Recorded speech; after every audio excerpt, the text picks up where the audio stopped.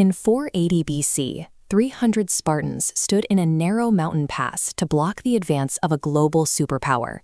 To understand how they held, we have to look at the specific mechanics of asymmetrical warfare.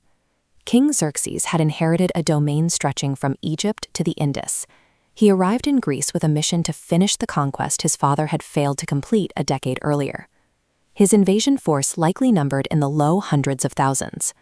This war machine functioned through sheer scale, designed to force the Greek city-states into submission by its overwhelming presence alone. The Greek alliance was far from unified.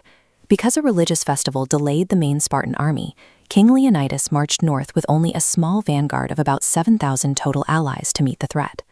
In open terrain, the Greeks would have been surrounded and crushed within hours. To survive, Leonidas had to find a location that physically dictated how many soldiers could fight at once. The Greeks selected a coastal pass called Thermopylae, the Hot Gates, as the only logical place to stall the Persian advance. This map shows the constraints of the terrain. The passage was squeezed between a sheer mountain cliff and the sea, creating gates wide enough for just a few wagons. By funneling the invasion through the middle gate, Leonidas ensured only a tiny fraction of the Persian army could engage his men at once. The Greeks further restricted the space by repairing the Phocian Wall, an old local defense structure that forced the Persians to fight in an even tighter corridor. By selecting this specific ground, Leonidas nullified the Persians' greatest advantage. Their massive numbers were now a severe liability, trapped in a space where they simply could not be deployed. Persian combat doctrine focused on range and mobility. Their infantry relied on massed archery volleys to break enemy lines before closing for the kill. However, their equipment was poorly suited for a static grind.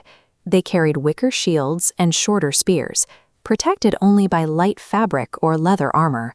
The Greek hoplite was the exact opposite, a heavy infantryman encased in bronze, specifically designed for a standing, shield-to-shield fight.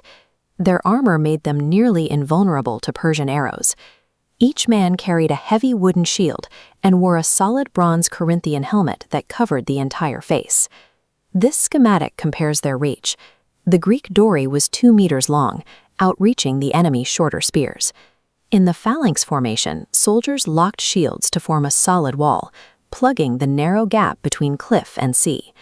By combining heavy bronze plating with superior weapon reach inside a narrow corridor, the Greeks ensured that every Persian assault resulted in a one-sided slaughter. For 2 days, wave after wave of Persian infantry smashed uselessly against the Greek line. Even the elite immortals couldn't break the bronze wall. Leonidas utilized a mobile defensive strategy. His men would feign a retreat to draw the Persians out, then suddenly pivot to attack, a maneuver that kept the lines moving and prevented Persian archers from finding a fixed target. By the end of the second day, Xerxes realized his frontal assaults were failing. He needed a way to bypass the gates and attack the Greeks from behind. A local man named Ephialtes provided the bypass.